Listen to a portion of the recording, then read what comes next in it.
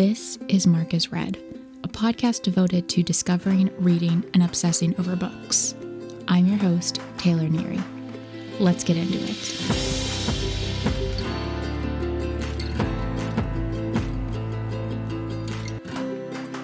Season 4, Episode 3, Onyx Storm, the third book in the Empyrean series by Rebecca Yarros. Hello, everybody, and welcome back to another episode of Mark is Read. We are going to start this off being very clear. If you have not read Onyx Storm, please do not listen or watch this episode. This episode is going to be 99% spoilers. So if you haven't read it, this is your time to leave. I love you all, but just come back later when you've read it, and we'll see you then. Okay, bye. All right.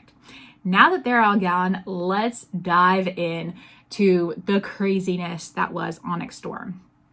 So since I'm assuming at this point that everyone has read Onyx Storm, we're not going to do a deep dive into plot summary or anything like that. Yes, I will talk about some of the plot points, but I feel like you guys don't need an overview of what happened in the book. You just read the book. Instead, let's talk about all of our theories and questions that we had while reading the book and all of my black holes that I've drove down since I finished the book and all of my crazy clowning. Let's go. So first of all, holy freaking cannoli. So much happened in this book and so much craziness happened in this book, which was expecting that. Knew that was going to be a thing. Was preparing for it mentally, physically, emotionally. Was preparing for the last 100 pages to be absolute crazy town. Was prepared for the last chapter to be crazy town. Was prepared for the last sentence to be another level of crazy town. And I still was shook and not as prepared as I feel like I should have been for all of the stuff that happened in this book. I mean, it was incredible. Loved every second. So for those of you who didn't like Iron Storm, not Iron Storm, I'm combining books. Iron Flame.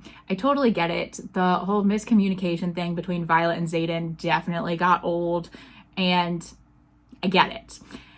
I still enjoyed Iron Flame, but I think for anyone who was struggling with Iron Flame, you're really going to like Onyx Storm because that part is kind of past, and either because Rebecca Yarros didn't want to write that part or because there's just more important things like the fact that Xaden is Venom, that whole miscommunication aspect isn't really as much of a factor as it very much was in Iron Flame. So you definitely don't have to worry about that if you haven't read it or want to recommend it to people who are struggling to start it. I will say there's a lot more politics in this, which is so fun. Y'all know how much I love that aspect of it. I mean, we talked about that ad nauseum for Throne of Glass. And this book really does feel like the third book in a 5-book series because kind of at the same time as like the tandem read in Throne of Glass, you're getting this entire new location with all these new characters in its own set of political dramas with the Southern Islands, kind of the same way you get with Kale in the Southern Continent. And that really adds all of these other layers to all of the complicated stuff that's already happening. And it feels like by the end of this book, we might actually be knowledgeable, at least, of all the locations we might be in and all of the potential players. And now we're kind of ready to get into the like real meat of what's going to happen. So that part of it, love that world building, love all the politics. So as we know, the last 100 pages, the last chapter, and the last sentence, anyone seen a trend for Rebecca Yarros books, were absolutely crazy. So just the way my brain tried to digest all of that information and like just reveals and craziness is working backwards. So let's do that. Our final sentence reveals that Imogen removed Violet's memories, and we have this period of time and we don't know what happened. So I feel like we all can agree that obviously Xaden and Violet got married and went to the Southern Islands to do that. I feel like that's not really questionable, but that doesn't seem to justify the need for the memory deletion in my mind. So my follow-up question is, what did Violet and Xaden do in addition to getting married that led to Violet feeling the need to have her memories removed? And I don't think it's that Imogen went in and forced remove them. I mean, maybe that's something that happened, but I think between Violet and Imogen's relationship and just where Violet is with Xaden, I just don't see that as happening. It just doesn't feel like something that would happen for those characters. So I think Violet was aware of and either asked for or okayed the memory removal. And that was kind of my baseline going in. So what did Violet and Xaden do in this time period? The last thing we know before all of this is that Xaden is pulling power and probably about to go full Venom. Violet is, aware of this. Taryn and Ciel have to be aware of this. So my thought is, yes, they went and got married so that Violet could become the leader for Eretia and that whole situation that needed a leader if Xaden was not going to be the Duke. So that's obviously, that makes sense to me. So what else is going on? We find out right before Imogen comes forward and says that she removed memories that there were some other issues going on other than the end of the battle. And that is that these eggs, dragon eggs, were stolen. But not a ton of them, a very specific number, which, if we think back to earlier in the book, when they are in the Southern Islands, one of the stipulations for an alliance with one of the Southern Islands is dragon eggs. So bear with me. Here's my theory. Violet, Xaden, Taryn, and Sigel, all on board with this, decided to steal dragon eggs, be able to blame it on the Venom and the end of the battle, take them to the Southern Isles, form this alliance, and get married. So the alliance is with Violet and Xaden, and then remove Violet's memories. So if she is questioned, she can't say that she's aware of doing it. No blame there, and we just get a clean alliance.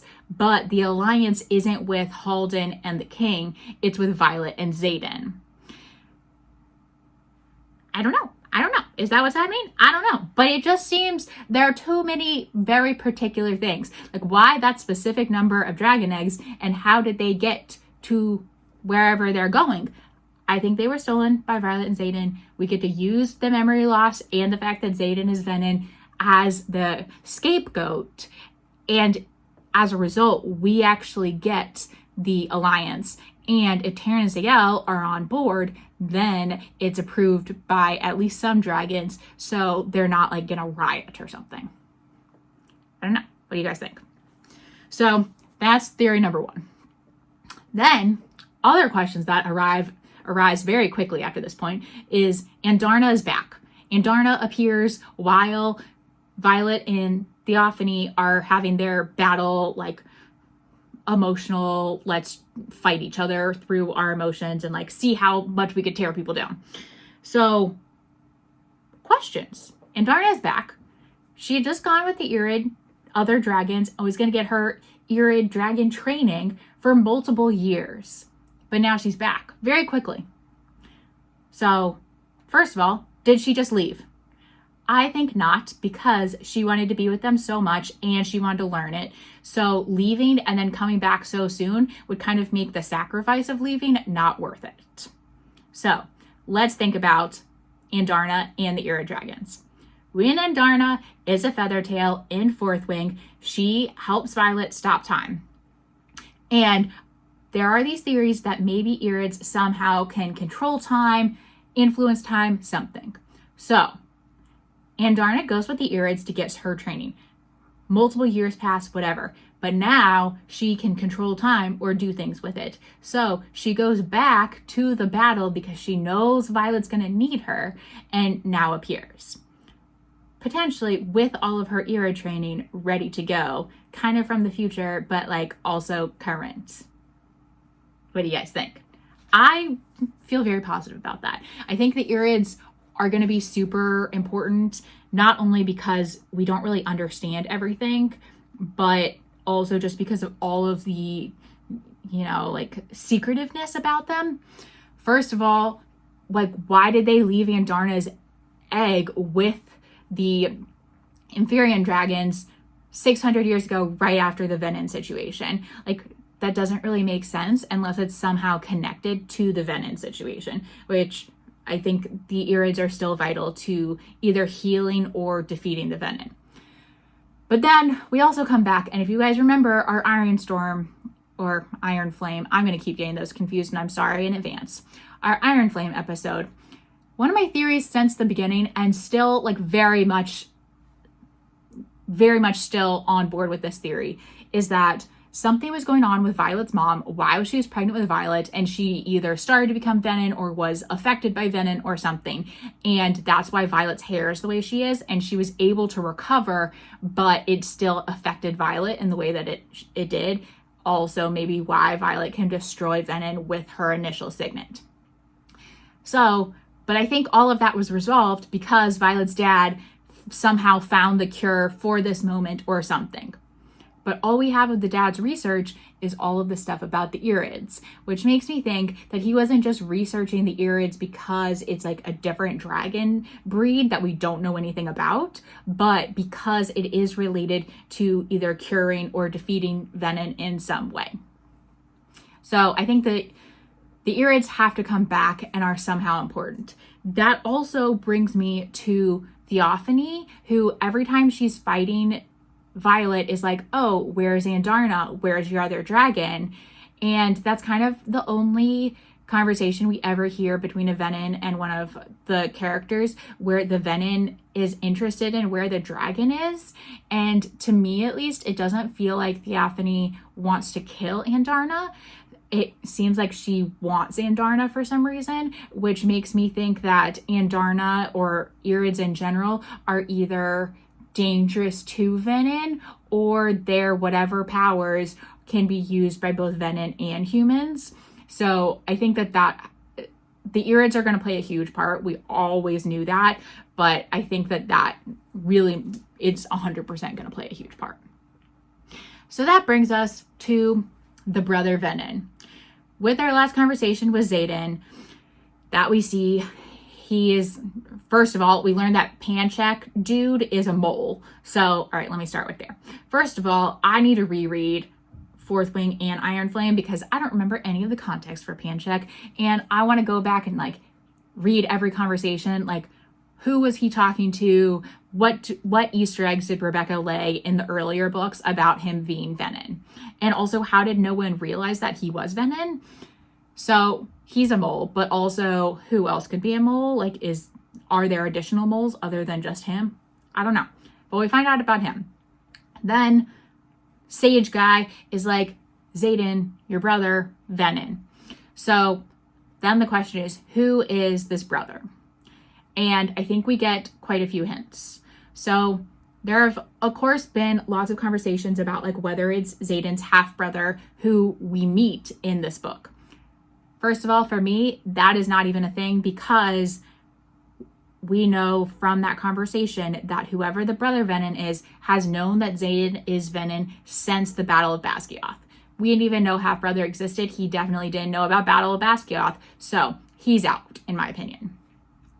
Second option, Xaden is not an only child and that his dad actually had multiple children. So for me, at least, this is just a crazy theory.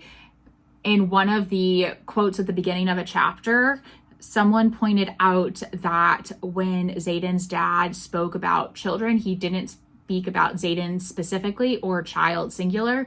It was always more generally children. So maybe that there is another sibling of Xaden's out there. I buy that there could be another sibling, and I think it's the crazy psycho guy from the Southern Isles who's super young and kills everyone with the Panthers. Because when Violet first sees him, she describes him as looking like Xaden, and also he's the right age, which that would be interesting. Totally think that's still a factor. Don't think that he's the brother Venin because he didn't know about Xaden or the Battle of Basgiath necessarily when it happened. So that knocks him out. for me, the most important piece of information that we get here is that they have known that Xaden is Venin from the very first time, which leaves us with Bodhi, Garrick, Imogen, Violet. That's basically it. So brother would lead either Bodhi or Garrick. I get it could be Bodhi since he's, like the heir or the closest relative, and he would become the Duke. And that would make sense why Violet and Xaden got married. But also Xaden never wants him to have to take over. So that makes more sense why he would give it to Violet. And also he trusts that Violet can do everything and that Brennan will help her. And we don't really hear a lot about Bodhi being close to burnout or anything close to the end. Garrick, though, with all of his stepping through time situations, we hear that he is very tired and seems close to burnout before he even goes to Imogen in the tower when she finds that Quinn is dead. So I think it's probably Garrick. In the tower when he's with Imogen, you don't get to see his face, and Imogen doesn't describe that at all from that chapter from her perspective. And we already know he's close to burnout at that point, and then he continues to keep fighting and using his signet.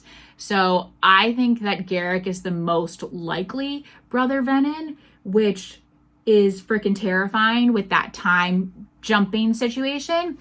But I think that does bring into play, which I haven't been thinking about this as much throughout the books, and I need to, that if Garrick becomes Venin, then that signet would have to come out in one of the first years probably to balance the scales, right? So I think it's Garrick, but you don't know. Who knows? So, and we'll get back to the second signets. So thinking about signets in general before we get into second signets, let's talk about Auric and his future scene signet. So the only other future scene person that we kind of know about is evil General Malgren. And okay, so maybe this would be cleared up if I just looked back into Iron Flame, but I don't super remember if Malgren is dead or not. So let's talk about if he's dead or if he's not dead. If he's dead, makes sense that Auric would have the future scene signet because he is dead, and so that can now come back kind of into the world. That makes sense to me. Even though Auric's is way more detailed, it seems and not just battles, and clearly not affected by the relics, and we don't really know how it's working or anything, but it does seem very specific. And whether he's directing it at Violet or it's specifically related to certain people, he clearly is able to help Violet in multiple cases because of this signet. So if Malgren's dead, cool. If Malgren is not dead, I think Malgren is Venin. I thought Malgren was Venin in the last book too. So if he's not dead, and I just think he's dead in my mind, I don't remember. I tried to delete him from my brain because he sucks. He is super evil. He controls his dragon, not the other way around, and he would be a great mole. And then it would still make sense for Auric to have the future scene, because then it would balance the scales, because one is Venin and one is not Venin. So even though my memory is failing me, I still think my theory works either way. The end. But I do think that that's definitely going to be more of a factor, because he seems to be using it more specifically now, more than just kind of accidentally. I think he was maybe using it accidentally at the end of Iron Flame, but we're definitely seeing it being used more deliberately in the final battle, as well as the battle in Eretia when he tells Violet that they need to protect the temple. So that brings us to second signets. In Rebecca's interview with the Fantasy Fangirls podcast, someone asked her how much we have seen of certain signets. So she said that for Xaden's shadows, we've probably seen 90% of it. Ditto for his second signet. For the lightning part of Violet's signets, she said we've probably seen most of that. But for the sleep dream walking that we know very little about, we've only seen about 10%. And that makes so much sense to me, because when we first find out that that's the second signet, everyone, Xaden is wow, that's so powerful. You can really use that in so many ways. And that isn't really clear to me, I feel like, or explained how she's actually going to use this signet other than just like observing other people's dreams. So that is 100% going to come into play more. And I'm curious if it's going to somehow connect to Andarna's time control-y situation, and that maybe, you know, like she can interact with people in dreams in kind of like out of time space. So it's, I don't know, like maybe she could go back and interact with her dad or something. I don't know. I have questions about that, but I think we're about to see a lot more of it. I do like that. I mean, we knew going into this book that we had seen aspects of Violet's signet, second signet in Iron Flame. And I really love how Rebecca did this, because when we see Violet's second signet in Iron Flame, I think we all just interpreted it as Xaden's signet working through their connection, but instead it's actually Violet's second signet. And I think that that's super interesting without kind of like making something seem like way more important than it was, or like making it like a really small note or something that like no one could have picked up on. I think it was like very obvious. We just all assumed that it was part of Xaden's, and because of their connection, like when they're sleeping, that he just wasn't aware that he was like sending it down their connection. And I think that that is super interesting, and I love how she did that. So 10 out of 10. But that also brings us to talking about second signets in general. So we learn a lot of different second signets in this book. Like we learned that Liam had one. Imogen clearly has one because she protected Dane, like making stone or something. And so we're definitely got to figure out more about that. And now Dane might know about it. Side note, I never thought that Dane was going to be friends to enemies to lovers or anything like that. I think his arc is friends to enemies to friends. And I will stick to that till the end of time. But he clearly knows about things. And it seems like a bunch of the rebel kids all have second signets. And we know that that's not because of the relic or anything, but that brings me to one of my biggest conspiracy theories. So I saw parts of this, and it's a combination of a couple theories that I've seen online, and also just like my interpretation of things. So when we first hear about Venin in Violet's dad's book that he gives her, Venin are like channeling their powers and whatever, but dragons are the enemy of the Venin, not humans being the enemy of the Venin. So one theory I saw online was that dragons were going to be like the bad guys, and I don't necessarily think that that's what's happening. But we do know, and we've read this, and also Rebecca did confirm this, that dragons have lied to their riders about either their original names or maybe who their past riders were, or any other number of things. So if we're taking that as our baseline fact, then dragons can and are lying to humans. So what if the dragons are specifically looking for their riders' descendants to force second signets and like either increase power against the Venin or for some other reason? I don't know. But then I was talking to a friend, and they were saying that they had interpreted that maybe second signets were related to the wards failing, which had not even crossed my mind. I kind of just accepted that the wards failing was just like part of what was happening, which maybe should have like dived a little deeper into that. But their theory was that with the wards failing, there was more like ambient magic around, which allowed for second signets to manifest, which would be interesting. I don't really have any evidence for that, but I do think it's interesting. So just think about that. That also brings us to another theory that someone pointed out to me that involves the Southern Islands. So on the mainland, what we have been told is that there is magic, and it comes like the dragons are able to kind of like access it or whatever. We don't really have details about that. And then the riders can channel the magic through their dragons. And when you channel somewhere other than your dragons, supposedly the ground. That is how you become Venin. And in the Southern Isles, there is not magic. However, Violet is able to use her lightning signet and lightning some people. So, 2 theories. First of all, something about Andarna somehow allows her to channel when there is not magic around. Also, she can still talk to Andarna and Terran the entire time they're in the Southern Isles, even though no one else can.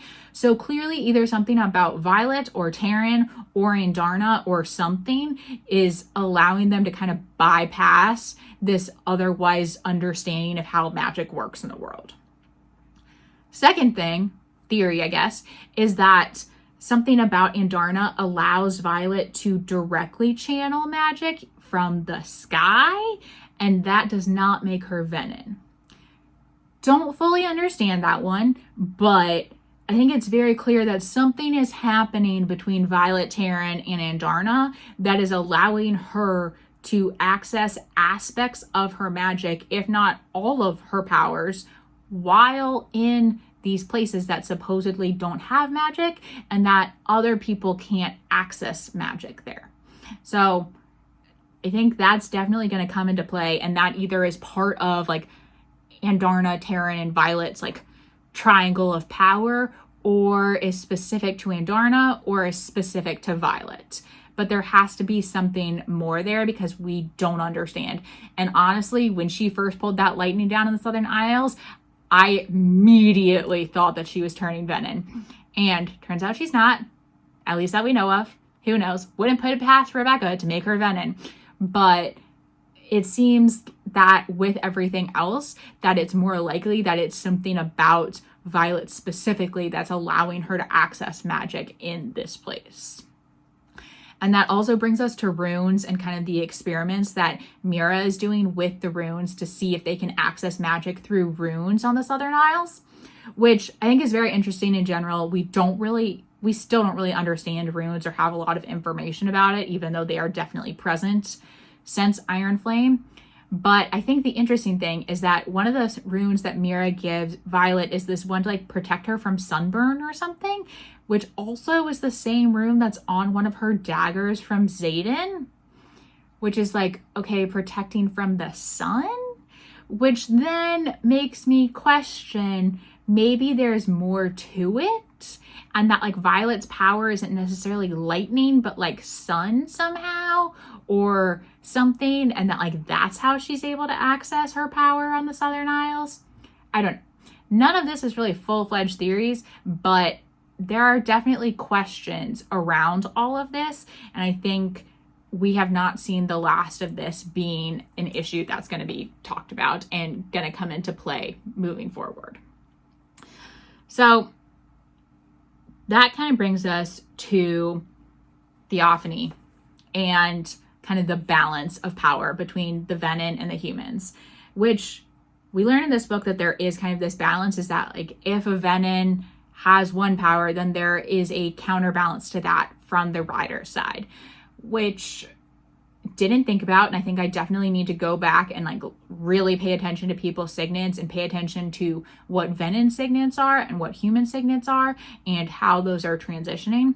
But we were thinking the whole time that Theophany was the balance to Violet's signet and that they were both lightning wielders. But we learned that Theophany is actually the balance to Violet's mom's signet and is like storm weather. So Violet is actually not her balance, which makes me think that we're gonna get a storm wielder soon out of one of the first years, maybe, who hasn't manifested or something to balance that now that Violet's mom is dead.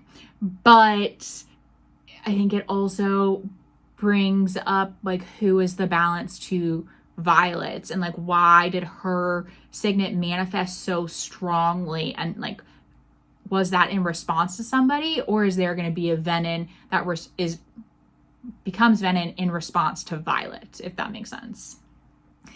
But that does bring us to kind of this evil triangle of competition that you have between Theophany and Violet's mom, but then also Theophany and the Sage. Like, I know that they are both Venom, but they do not seem to be fighting on the same side. They almost seem to be fighting against each other as well, which obviously there's more going on there, but really leads to a lot of questions about like how the Venom hierarchy actually works. And is it a communal effort, or like, are they trying to do one specific thing and some people are trying to do other things? I think that there's a lot more that we have to learn about the Venom other than just like random killing.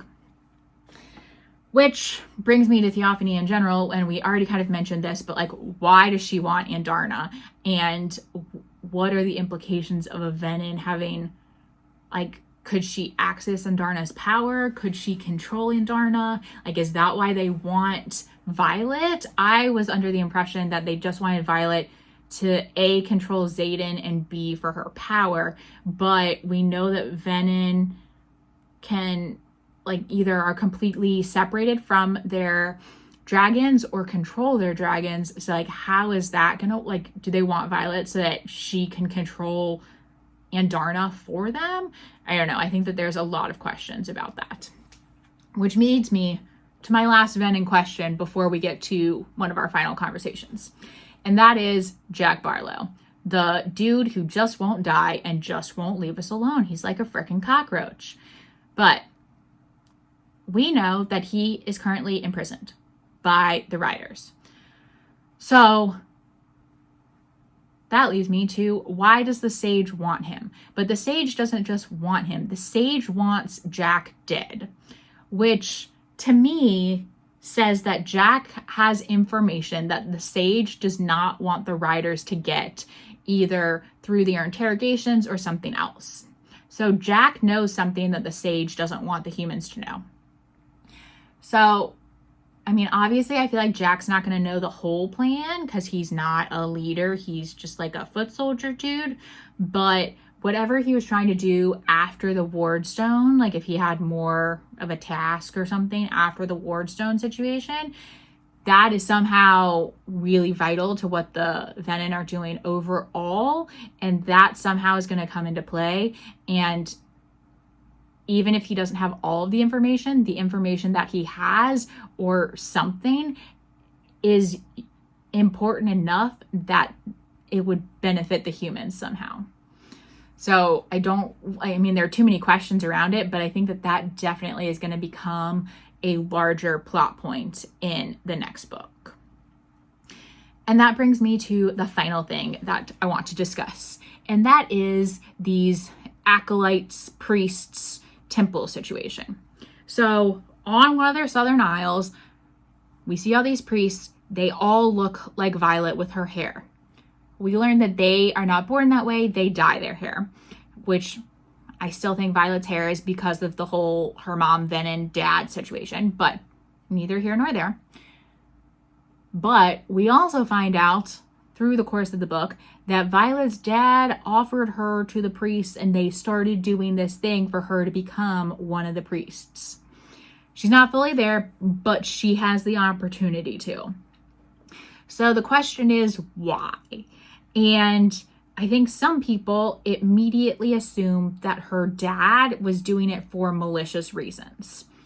And maybe this is because I'm too optimistic. I don't know. But I think that everything her dad was doing was to protect Violet. So I don't think it was malicious. I think it's positive. Like, I think it was for the greater good.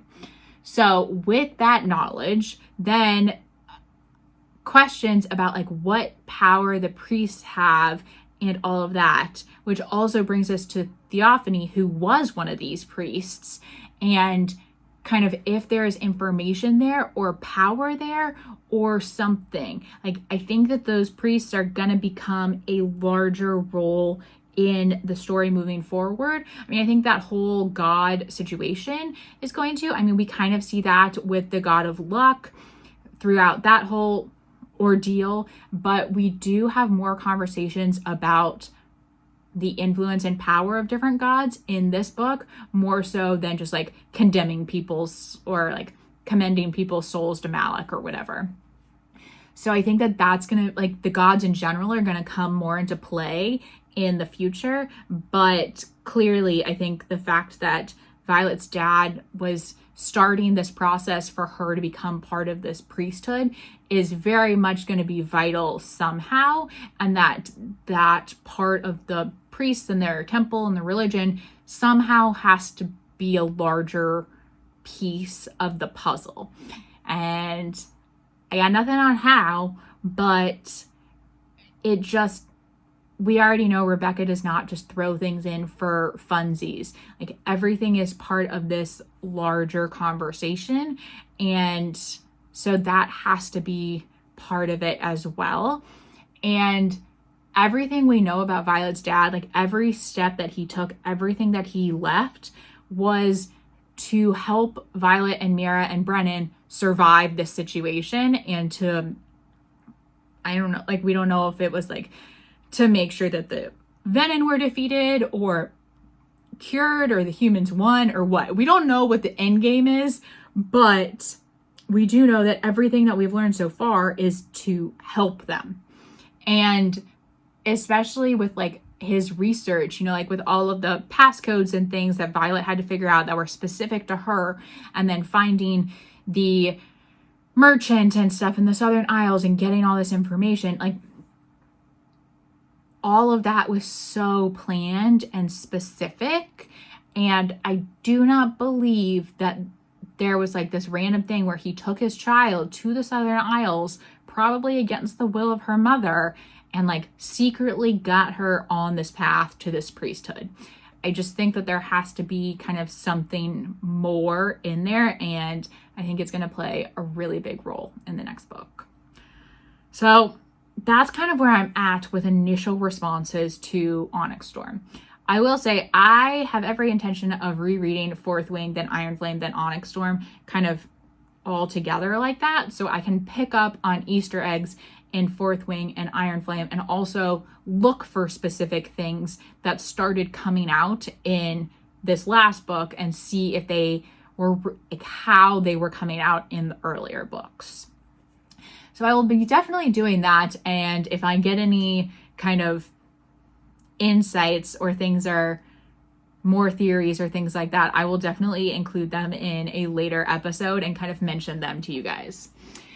Next week, we are going to be talking about a book that I'm currently reading that I'm actually really enjoying. I was not expecting to like it, and I actually had decided not to read it, and then a friend read it and said that it was absolutely incredible and she highly recommended it. So I'm reading it. I'm about a third of the way through, and so far I'm really enjoying it. It's called The Lion Women of Tehran. So we will be talking about that in the next episode. In the meantime, in addition to reading that and all of my other books for this podcast, I am also reading this book of poetry that my friend wrote called Heartbreak by Nancy Sage. I will include all of the information and links to it in our Substack. It's so personal and emotional and really powerful.